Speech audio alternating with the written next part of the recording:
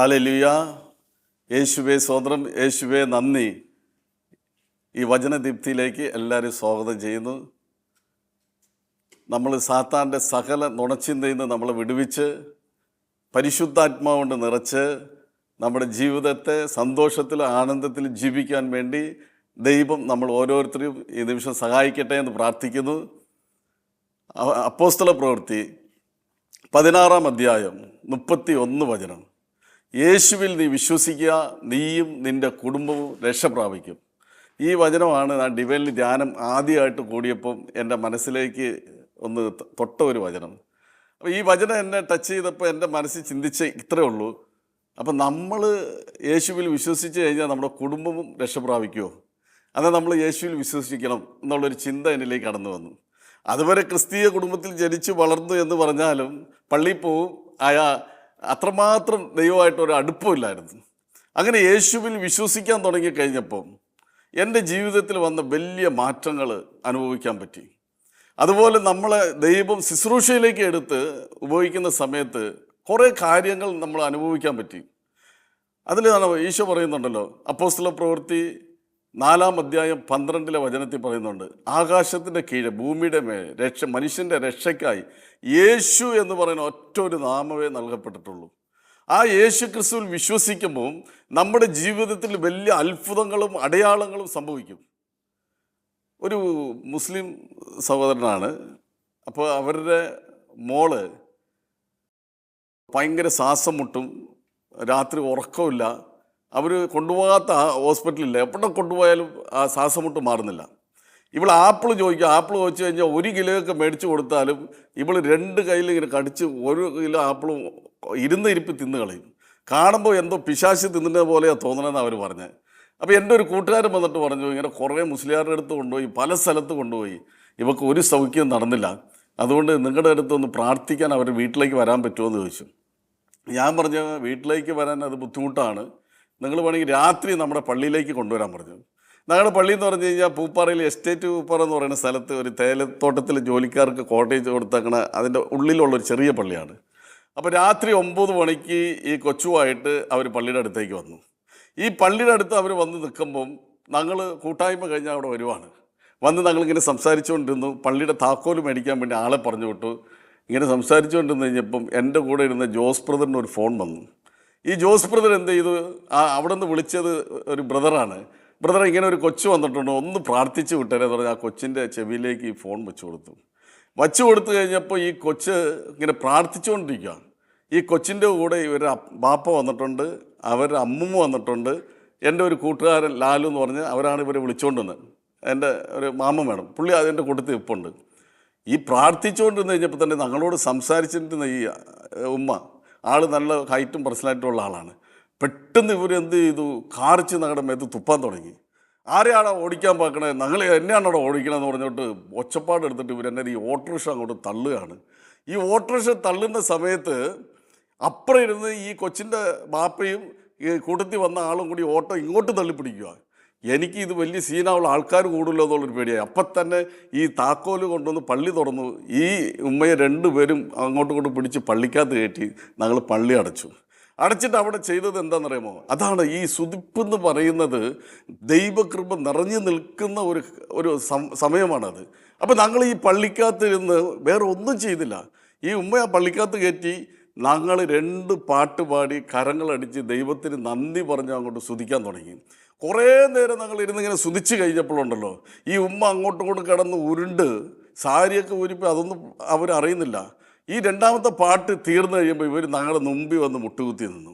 അത് കഴിഞ്ഞ ഉടനെ ഞാനും ജോസ് ബ്രദർ അവരെ തലയിൽ കൈവച്ചൊന്ന് പ്രാർത്ഥിച്ച് കഴിഞ്ഞിട്ട് ഈ കൊച്ചുമോളുടെ കഴുത്തേൽ, കയ്യേൽ, അരയിലൊക്കെ മന്ത്രിച്ച കയർ ചരടൊക്കെ കെട്ടിവെച്ചൊക്കെ ഇതെല്ലാം ഞാനാണ് മുറിച്ച് കളയണത്. ഈ മുറിക്കുമ്പോഴൊക്കെ എൻ്റെ ഉള്ളിലൊരു വിശ്വാസമുണ്ട്. എന്താ പറയുമ്പോൾ, പുറമെ ഉള്ളവനെക്കാട്ടിലും എൻ്റെ ഉള്ളിലുള്ളവൻ ശക്തനാണ്, അല്ലേ?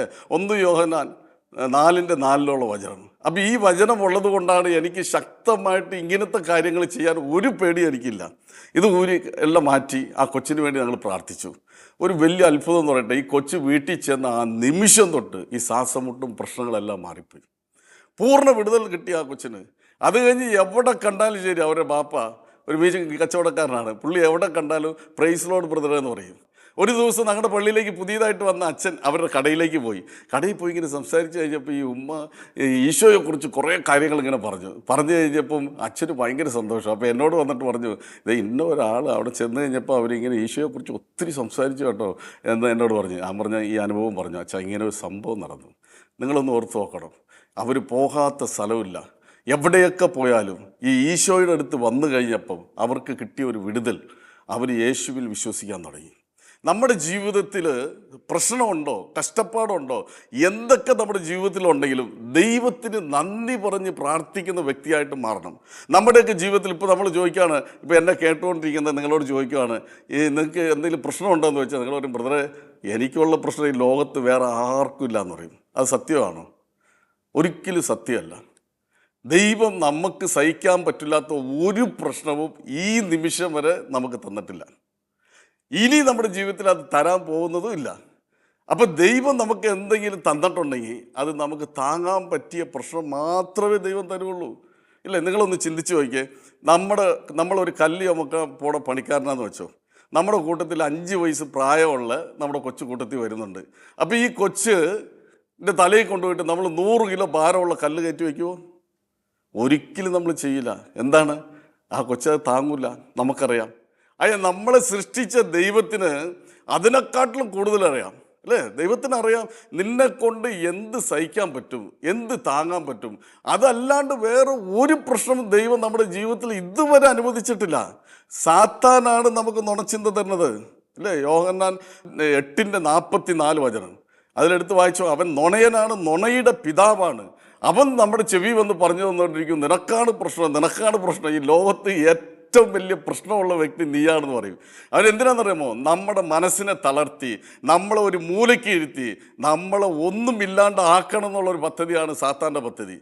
ദൈവത്തിൻ്റെ പദ്ധതി അങ്ങനെയല്ല. ദൈവത്തിൻ്റെ പദ്ധതിയെ നമ്മളെക്കുറിച്ച് ദൈവത്തിനൊരു പദ്ധതിയുണ്ട്.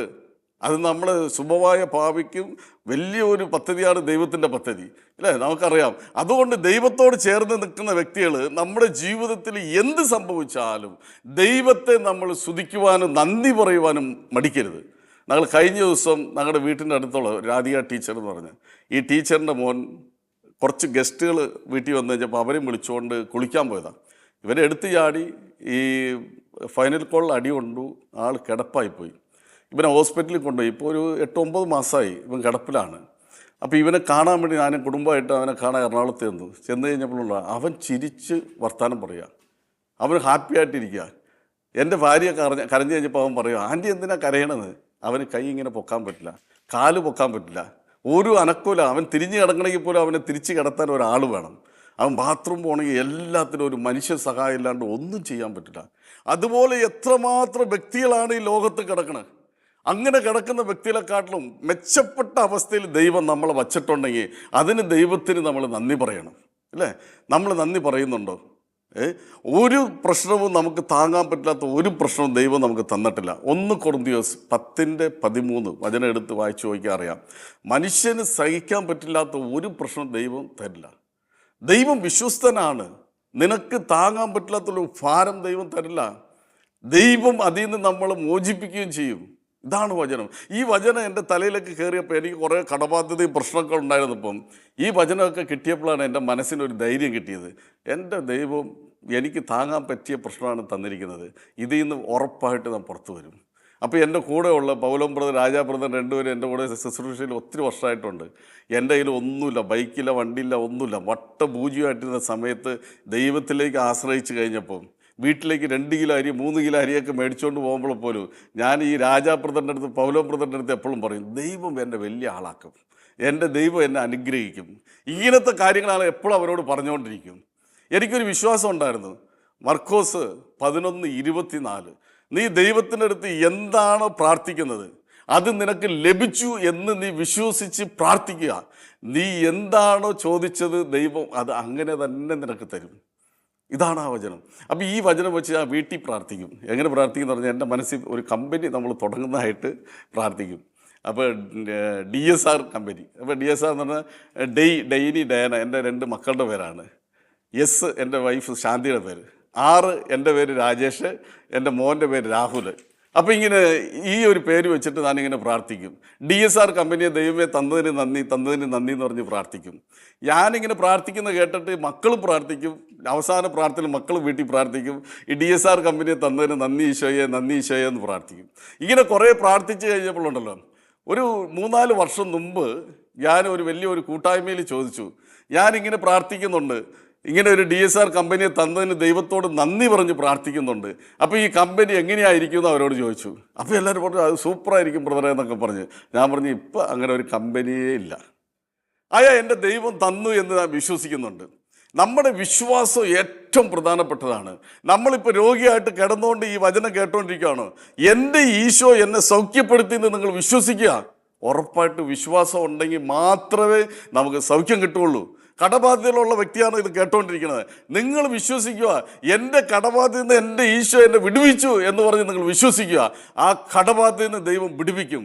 എത്ര വലിയ പ്രശ്നമായാലും ശരി, നമ്മുടെ ദൈവത്തിന് അസാധ്യമായിട്ട് ഒരു കാര്യവും ഈ ഭൂമിയിലില്ല. നമ്മുടെ ദൈവത്തിന് അസാധ്യമായിട്ട് ഒരു കാര്യവും ഈ ഭൂമിയിലില്ല. നമ്മുടെ വിശ്വാസമാണ് ഏറ്റവും പ്രധാനപ്പെട്ടത്. നമ്മുടെ വിശ്വാസം എങ്ങനെയാണോ അങ്ങനെ നമ്മുടെ ജീവിതത്തിൽ സംഭവിക്കുള്ളൂ. അപ്പോൾ ഞാനിങ്ങനെ പ്രാർത്ഥിച്ചുകൊണ്ടിരുന്നു. എൻ്റെ മോൻ BBA പഠിക്കാൻ പോയി കഴിഞ്ഞപ്പോൾ എന്നോട് വന്നിട്ട് ഇങ്ങനെ പറഞ്ഞു, അപ്പച്ചി ഇങ്ങനെ ഒരു കമ്പനി തുടങ്ങാനുള്ള ഒരു ഐഡിയ ഉണ്ട്, ഡെലിവറി ഇങ്ങനെ ഈ സ്വിഗ്ഗി സൊമാറ്റോ പോലെ തന്നെ നമ്മുടെ നാട്ടിൽ അതൊന്നുമില്ല, ഇടുക്കിയിലൊന്ന്. അപ്പോൾ ഇങ്ങനെ തുടങ്ങാമെന്നുള്ളൊരു പ്ലാനുണ്ട് അപ്പച്ചി. ഞാൻ പറഞ്ഞു ചെയ്തോടെ, ഒരു ആപ്പൊക്കെ ഉണ്ട്, കുറച്ച് പൈസ വേണം. ഞാനെല്ലാം അറേഞ്ച് ചെയ്ത് കൊടുത്തു. ഇവൻ തുടങ്ങി. ഇവൻ തുടങ്ങിക്കഴിഞ്ഞപ്പോഴുണ്ടല്ലോ, ഒരു ആളെ പണിക്ക് വെച്ചിട്ട് ഇവൻ വൈകുന്നേരം കോളേജ് വിട്ട് വന്ന് ഇവൻ ഓർഡർ കൊടുക്കാനൊക്കെ ഇങ്ങനെ പോവും. അപ്പോൾ പേര് വന്ന് രജിസ്റ്റർ ചെയ്തപ്പോൾ ആ പേര് കിട്ടിയില്ല. അപ്പോൾ ഡേയ്സ് ഡെലിവറി എന്ന് പറഞ്ഞ ഒരു പേരൊക്കെ ഇട്ട് അത് രജിസ്റ്റർ ചെയ്ത് ഒരു കമ്പനിയാക്കി അത് തുടങ്ങിയവർ. അവനത് തുടങ്ങിയിട്ട് രാജകുമാരി എന്ന് പറഞ്ഞ സ്ഥലത്ത് തുടങ്ങി. പിന്നെ ഒരു 2 വർഷം കഴിഞ്ഞ ഉടനെ രാജാക്കാട് തുടങ്ങി. പിന്നെ അടിമാലി എന്ന് പറഞ്ഞ സ്ഥലത്ത് തുടങ്ങി. ഇവൻ്റെ അടുത്ത് കുറേ പിള്ളേർ അവൻ്റെ കൂടെ പണി ചെയ്യുന്നുണ്ട്. അവൻ ആ കമ്പനി ദൈവം നടത്തി തന്നു. അതെ, നമ്മൾ വിശ്വാസത്തോട് ദൈവത്തോട് എന്തൊക്കെയാണോ ചോദിച്ചിരിക്കുന്നത് അത് ഉറപ്പായിട്ട് ദൈവം നടത്തി തരും എന്നാണ് ആ വചനത്തിൽ പറയുന്നത്. മർക്കോസ് 11:24 വചനം.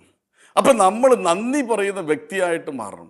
ദൈവം ചെയ്തു തന്ന ചെറുതും വലുതുമായ കാര്യങ്ങൾക്ക് നന്ദി പറയണം. നമ്മളിപ്പോൾ കിടപ്പിലാണോ, വീട്ടിൽ ഒറ്റപ്പെട്ടിരിക്കുവാണോ, നമ്മൾ കടബാധ്യതയിലാണ് ഇരിക്കണത്, നമ്മുടെ മാനസികമായിട്ട് ആത്മഹത്യ ചെയ്യണം എന്നുള്ള ചിന്തയിലാണ് ഇരിക്കണത്, ഇതെല്ലാം സാത്താൻ കൊണ്ടുവരുന്ന നുണച്ചിന്തയാണ്.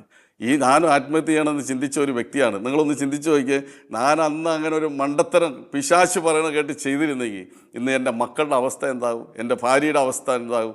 ഇന്ന് എൻ്റെ ദൈവം ഉയർത്തുന്നുണ്ട്. അതിന് ഒറ്റ കാര്യം, ഞാൻ ദൈവത്തിൽ പൂർണ്ണമായി ആശ്രയിച്ചു. ഞാൻ നന്ദി പറഞ്ഞ് വീട്ടിൽ എപ്പോഴും ഞങ്ങൾ നന്ദി പറഞ്ഞ് പ്രാർത്ഥിക്കാറുണ്ട്. കടബാധ്യത ഉള്ളപ്പോൾ പോലും ഞങ്ങൾ ഈശോയ്ക്ക് നന്ദി പറഞ്ഞ് പ്രാർത്ഥിക്കും. ഈശോയുടെ കരങ്ങൾ കോർത്ത് ഞങ്ങളുടെ കുടുംബസഹിതം എല്ലാവരും ഈശോയെ നന്ദി, ഈശോയെ നന്ദി എന്ന് പറഞ്ഞ് ഞങ്ങൾ പ്രാർത്ഥിക്കാറുണ്ട്. അങ്ങനെ പ്രാർത്ഥിച്ചുകൊണ്ടിരിക്കുമ്പം ദൈവം ഞങ്ങൾക്ക് തന്ന ഒരുപാട് അനുഗ്രഹങ്ങൾ ഞങ്ങൾക്ക് കിട്ടിയിട്ടുണ്ട്. ആ കടബാധ്യത നിന്നൊക്കെ ഞങ്ങൾ വിടുവിച്ചിട്ടുണ്ട്. ഇന്ന് നിങ്ങൾ രോഗത്തിലാണോ, നന്ദി പറഞ്ഞ് പ്രാർത്ഥിക്കുക. ഇതൊക്കെ പണിക്കലച്ചൻ പറഞ്ഞു തന്ന ഒരു വലിയ ഒരു അനുഗ്രഹത്തിൻ്റെ ഒരു വചനങ്ങളൊക്കെയാണ്. എന്താ പറയുക, നന്ദി പറഞ്ഞ് പ്രാർത്ഥിക്കണം. അച്ഛൻ എപ്പോഴും പറയാറുണ്ട്, ഞങ്ങളങ്ങനെ നന്ദി പറഞ്ഞു. ഒരു ദിവസം ഒരു വലിയൊരു സംഭവം നടന്നു. വേറെ ഒരു CSI സഭയിലുള്ള പയ്യനാണ്. അവനൊരു കുടുംബജീവിതം ഭയങ്കര പ്രശ്നമായി.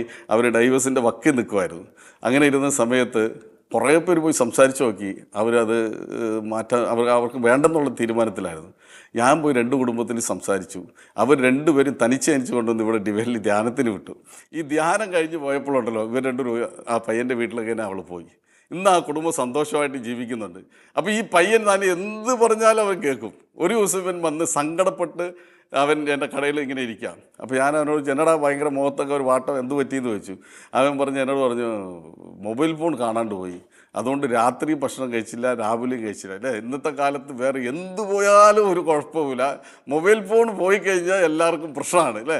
അപ്പോൾ ഞാൻ പറഞ്ഞു എടാ ഒരു മൊബൈൽ ഫോണല്ലേ പോയേ, അതിനുവേണ്ടി നീ എന്തിനാ ഭക്ഷണം കഴിക്കാണ്ട് ഒരു 10 രൂപ കൊടുത്ത് പറഞ്ഞാൽ മേടിച്ചാൽ പോരെ. അതൊരു അത്യാവശ്യം സാമ്പത്തികമുള്ള പയ്യനാണ്.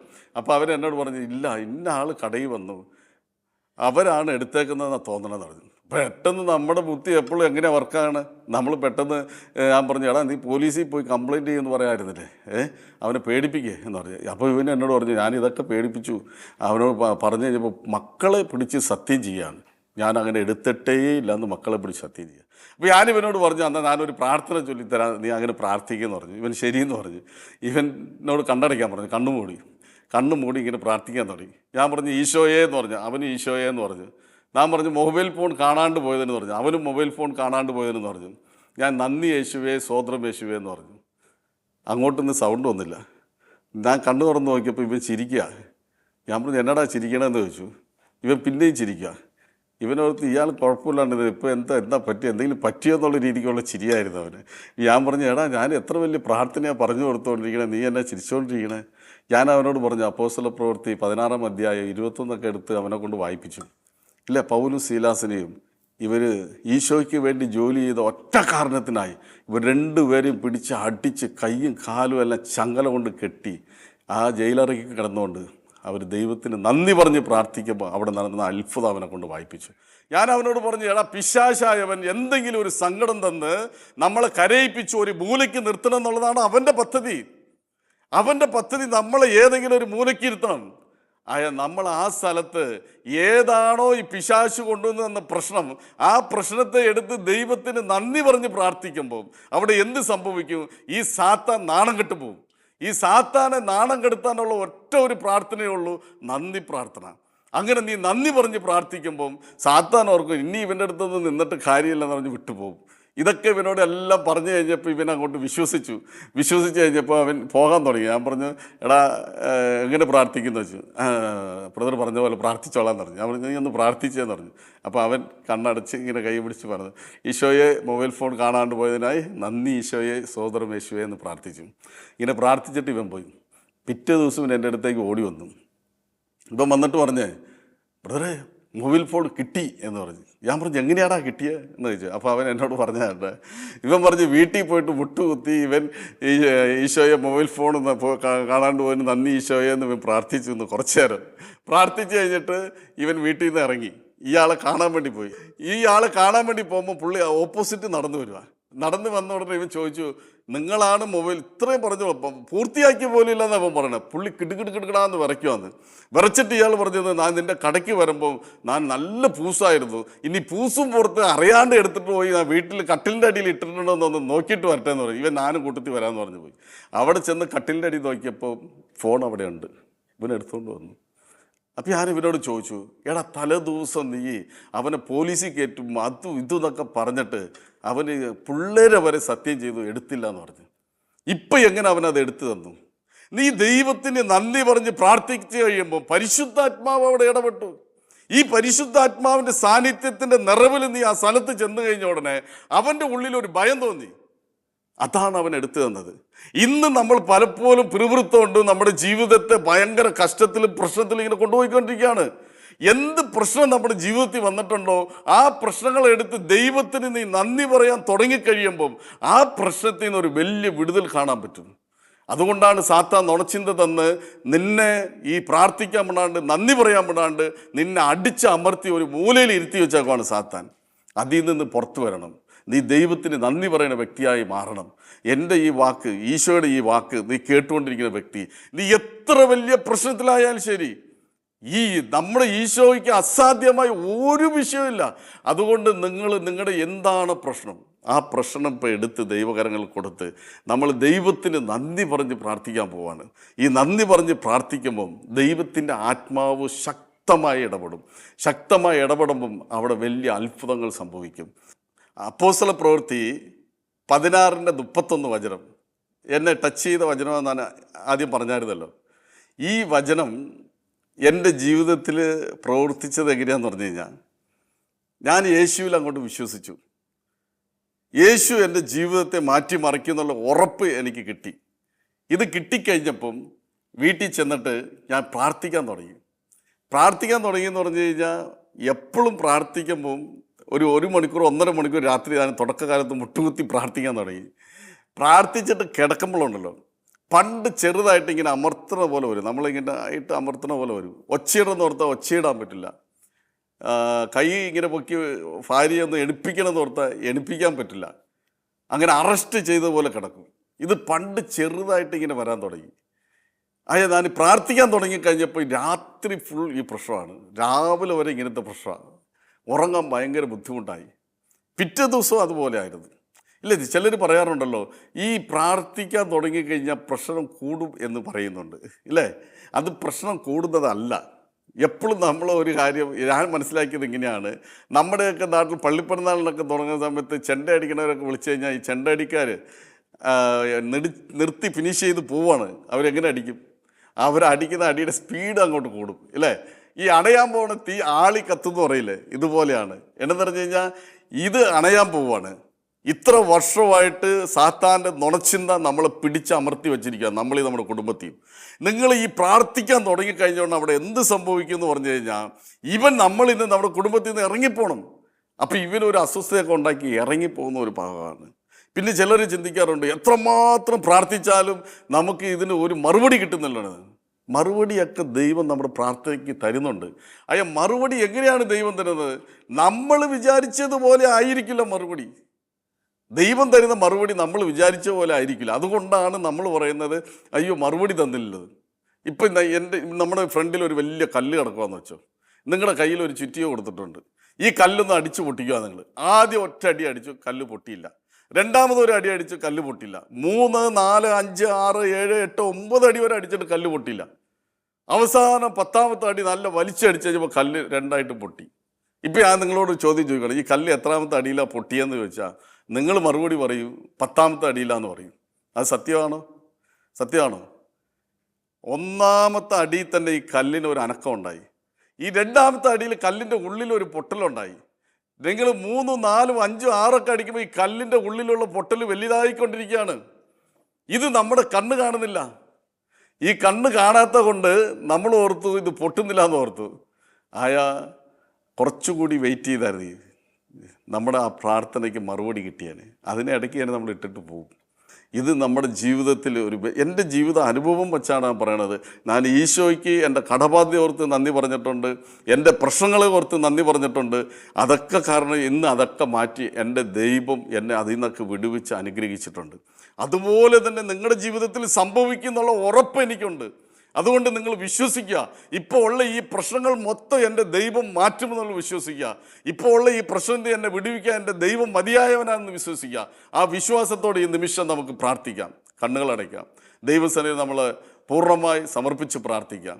എൻ്റെ ഈശോയെ, ഈ വാക്കുകൾ കേട്ടുകൊണ്ടിരിക്കുന്നത്, ഈ വചനം കേട്ടുകൊണ്ടിരിക്കുന്ന വ്യക്തികളെ അങ്ങയുടെ കരങ്ങൾ സമർപ്പിച്ച് പ്രാർത്ഥിക്കുന്ന ഈശോയെ, സാത്താൻ തരുന്ന പല നുണച്ചിന്തകളിൽ നിന്ന് ഇവരെ പൂർണ്ണമായി വിടുവിച്ച് ഈശോയെ അങ്ങയുടെ ഉന്നത ശക്തിയായ പരിശുദ്ധാത്മാവ് കൊണ്ട് ഇവരെ നിറച്ച് അങ്ങയുടെ സാക്ഷിയായി മാറ്റണമേ എന്ന് പ്രാർത്ഥിക്കുന്നു. എല്ലാ രോഗപീഠകളും മാറട്ടെ എന്ന് പ്രാർത്ഥിക്കുന്നു. എല്ലാ കടബാധ്യതകളും മാറട്ടെ എന്ന് പ്രാർത്ഥിക്കുന്നു. ഈശോയെ, ഇവരുടെ കുടുംബത്തിന് എതിരായി പ്രവർത്തിക്കുന്ന എല്ലാ അന്ധകാര ശക്തികളും മാറിപ്പോട്ടെ എന്ന് പ്രാർത്ഥിക്കുന്നു. ഈശോയെ, ഞങ്ങളുടെ ജീവിതത്തിൽ സംഭവിച്ച സകലതും എൻ്റെ ദൈവമായ കർത്താവ് അത് നന്മയ്ക്കായി മാറ്റും. റോമ 8:20 വചനപ്രകാരം ഈ വചനം കേട്ട എല്ലാ വ്യക്തികളുടെ പ്രശ്നവും അനുഗ്രഹമായി മാറട്ടെ എന്ന് യേശുക്രിസ്തുവിൻ്റെ നാമത്തിൽ ഞങ്ങൾ പ്രാർത്ഥിക്കുന്നു. ഈ പ്രാർത്ഥന നമുക്ക് എല്ലാവർക്കും ഒന്ന് ഏറ്റുചൊല്ലാം. സ്വർഗീയ പിതാവേ, രക്ഷകനായ ഈശോയെ, ആശ്വാസദായകനായ പരിശുദ്ധ ആത്മാവേ, അങ്ങേ ഞങ്ങൾ സ്നേഹിക്കുന്നു, അങ്ങേ ഞങ്ങൾ സ്തുതിക്കുന്നു, അങ്ങേ ഞങ്ങൾ ആരാധിക്കുന്നു. യേശുവേ സ്തോത്രം, യേശുവേ നന്ദി, യേശുവേ ആരാധന. Hallelujah, hallelujah, hallelujah. ക്രിസ്തുവിൻ്റെ സമാധാനം കൊണ്ട് സ്വർഗീയ പിതാവേ, ഇത് കേൾക്കുന്ന എല്ലാ വ്യക്തികളെയും നിറയ്ക്കണമേ എന്ന് പ്രാർത്ഥിക്കുന്നു. പരിശുദ്ധാത്മാവേ, ഇത് കേട്ടുകൊണ്ടിരിക്കുന്ന ഓരോ വ്യക്തിയെയും അങ്ങ് സഹായിക്കണമേ എന്ന് പ്രാർത്ഥിക്കുന്നു. യേശുവിൻ്റെ നാമത്തിൽ ഇത് കേട്ടുകൊണ്ടിരിക്കുന്ന എല്ലാ വ്യക്തികളെയും അനുഗ്രഹിച്ച് പ്രാർത്ഥിക്കുന്നു. പിതാവിൻ്റെയും പുത്രൻ്റെയും പരിശുദ്ധാത്മാവിൻ്റെയും നാമത്തിൽ ആമേൻ, ആമേൻ, ആമേൻ.